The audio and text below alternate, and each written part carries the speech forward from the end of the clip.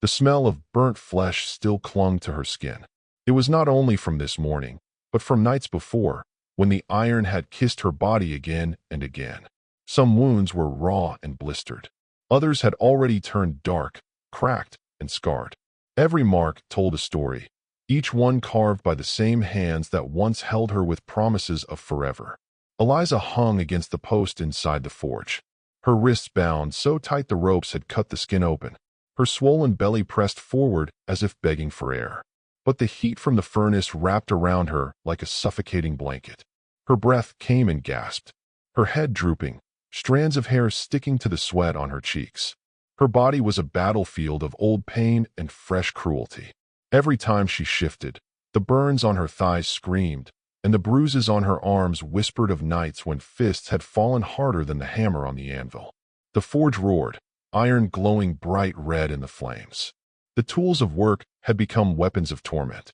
She could not count the days anymore. Sometimes Caleb left her tied for hours. Sometimes he returned only to shove her closer to the fire, watching her cry as if her tears were fuel. She had once believed his strength meant protection, that his arms were built to shield her from the harsh world of the West. Now she knew better. Those arms were built to break her spirit.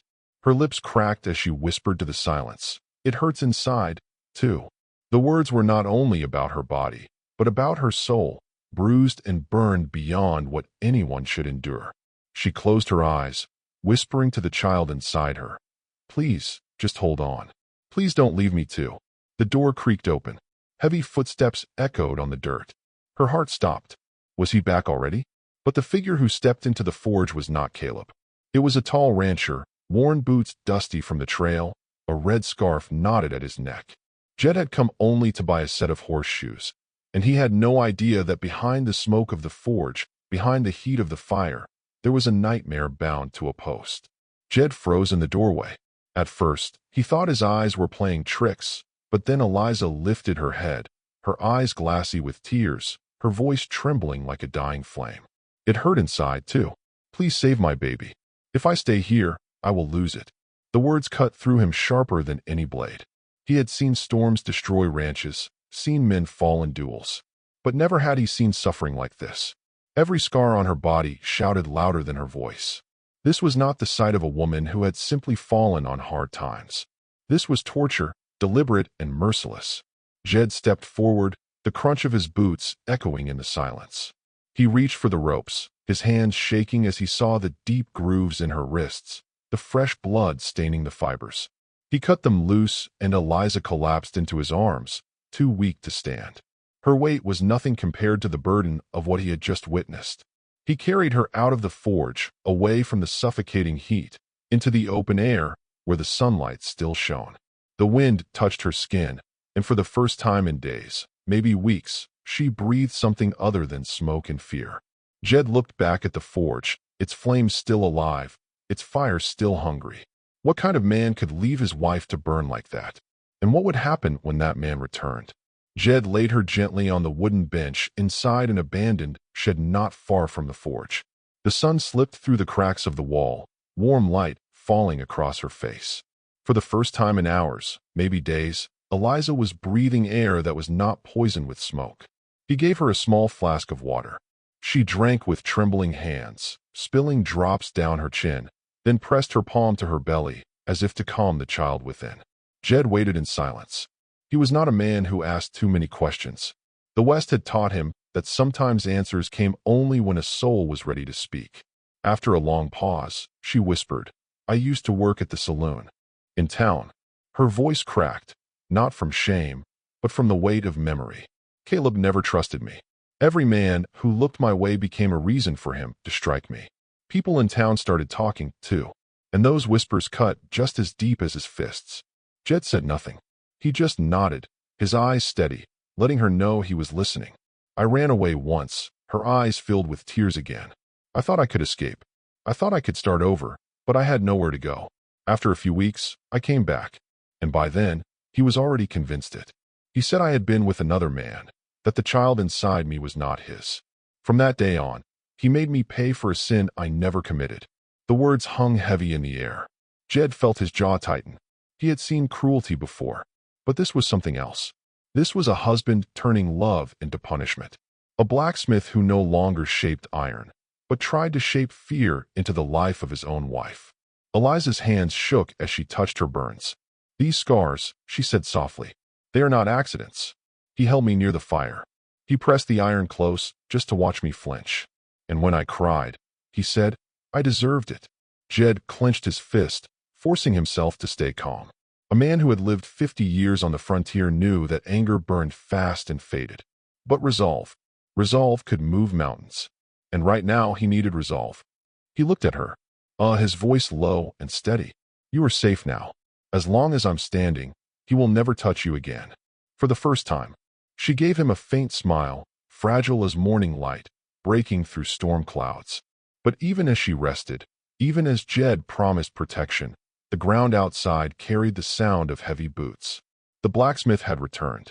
The sound of boots grew louder outside the shed. Jed stood up, his hand instinctively resting near the knife on his belt. Eliza's breath quickened, and she clutched her belly as if to shield the child. The door slammed open, and there he was. Caleb filled the doorway. Sweat and soot smeared across his face. The blacksmith's chest rose and fell like a bull ready to charge. His eyes locked on Eliza, then on Jed, and a cruel smile spread across his face. "So," Caleb growled, "I knew it. You ran to him. You always wanted him, didn't you?" Jed stayed silent. He was not the kind of man to waste words when action might be needed. But Eliza shook her head, tears falling down her cheeks. "No, Caleb, I never." Her voice cracked before she could finish. Caleb raised the heavy blacksmith's hammer he carried. "Don't lie to me. The whole town whispers about you. And now I see it with my own eyes. You in his arms, you hiding behind him like a guilty woman." Jed stepped forward, his voice low but steady. "Put the hammer down. She's not guilty of anything. You know it deep down. You know it." But Caleb was past reason. With a roar, he swung the hammer. Jed moved fast, pulling Eliza behind him and drawing the knife from his belt. The hammer crashed against the wooden beam, sending splinters flying. Jed countered with a slash across Caleb's arm. Not deep, but enough to stagger the blacksmith. The two men circled, one with iron, one with steel, the air thick with dust and the smell of blood. Eliza cried out, begging them to stop, but her words were lost in the clash of wood, fire, and fury. Caleb swung again, his hammer grazing Jed's shoulder, sending pain shooting down his side. Jed gritted his teeth, planted his boots in the dirt, and shoved Caleb back with all his strength. For a moment, the blacksmith stumbled, his hammer clattering to the floor. Jed raised his knife, but he did not strike. His voice thundered instead. "Enough. You've done enough damage. This ends here." Eliza sobbed, her voice breaking the silence. "Caleb, please. The child is yours. Stop before it is too late." For a heartbeat, Caleb froze, his face twisted, torn between rage and doubt.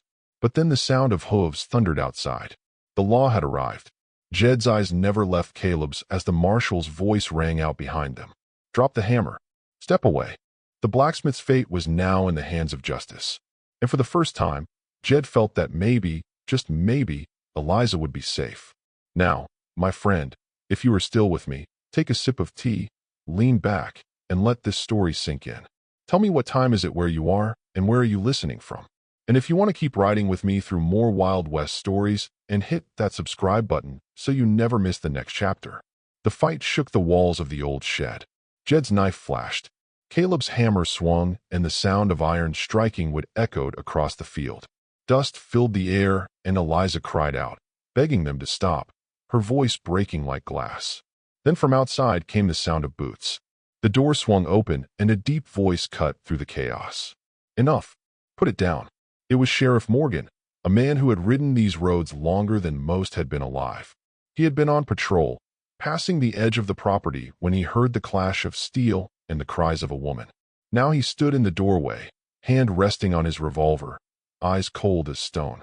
Jed froze, his chest heaving, his knife still in hand. Caleb glared at the sheriff, his hammer trembling, torn between rage and fear. "This is none of your business, Morgan," Caleb growled. "My wife, my home. Get out." The sheriff stepped inside, calm but firm. "Not when I hear fighting. Not when I hear her scream. Drop the hammer." For a moment, Caleb hesitated. Then Jed spoke, his voice sharp with anger. "Do as he said. You've done enough damage already." Caleb roared and lunged again, but the sheriff was faster. The revolver cleared its holster. The hammer cocked, and the sound of the weapon froze the blacksmith in his tracks. His hammer slipped from his hand, landing with a dull thud on the floor. The sheriff moved quickly, binding Caleb's wrists with rope, his face unreadable. Jed lowered his knife, finally letting out the breath he had been holding. Eliza slid down against the wall, shaking, holding her belly, tears running down her face. Morgan glanced at her, then at Jed. "What happened here?" Jed opened his mouth, but Eliza's whisper came first. "He hurt me. He tied me up. He wanted me to burn." The sheriff's eyes narrowed. He had suspected Caleb of being a hard man. But this was something darker, something crueler than the law of the frontier could ignore. He looked at the burns on her arms, the cuts on her wrist, the terror in her eyes. He tightened the knots around Caleb's hands, pulling him to his feet. "You'll answer for this. Every mark on her body will speak louder than your lies." Caleb tried to twist away, shouting curses, but the sheriff dragged him outside into the sunlight. The blacksmith, who had once stood proud, was now nothing more than a prisoner, his rage stripped of power. Jed helped Eliza up, steadying her. She leaned into him. Her body trembled, but for the first time, she was no longer alone. The sheriff looked back at them and nodded. "This is just the start. We'll get the truth. All of it." And with those words, Jed knew the fire had not won. But could Eliza ever heal from the scars Caleb left behind? Or would they haunt her forever? The sheriff took Caleb away, his curses fading into the distance until only silence remained. Jed stood there in the doorway of the shed, the light of the evening sun spilling across his shoulders beside him. Eliza leaned against his arm, her body weak, but her spirit still alive. For the first time in years, she was no longer bound by ropes or by fear. Days turned into weeks. Jed opened his ranch to her, a place where the wind carried the scent of grass instead of smoke, where the only fire burned gently in the hearth and not in a forge meant to scar. Eliza slowly healed. The scars on her skin would never vanish, but the ones on her heart began to soften each time she heard Jed's steady voice telling her she was safe. When the time came, the cries of a newborn filled the ranch house. Jed stood nearby, rough hands trembling as he held the child for the first time. Eliza watched through tears, whispering, "You gave us life twice. Once when you pulled me from the fire, and again when you gave this child a home." Seasons passed. One afternoon, the boy, barely steady on his feet, toddled across the porch. His little arms reached toward Jed, his voice bright and clear. "Papa." Jed froze, his eyes stinging, his heart heavy with emotions he could not put into words. In that single word, the child had given him something more powerful than any victory, more lasting than any fight. He had given him family. And maybe that is the true lesson of this story. The West was filled with violence, dust, and men who believed strength came from the fist or the gun. But real strength is found in the quiet choice to protect, to care, to love. Scars may remain, but they can remind us not only of pain, but of survival. Do we let the fire define us, or do we rise from it stronger than before? Now I ask you, if you were Jed, would you have stepped inside that forge? Would you have risked your life for someone others had already judged? And if you were Eliza, could you still believe in love after so much cruelty? Think about that for a moment, my friend. And if this story touched you, take a second to like the video. It helps more people find these Wild West tales. Hit subscribe so you do not miss the next ride across the frontier with me. And while you are here, pour yourself another cup of tea, lean back, and tell me in the comment what time is it where you are and where are you listening.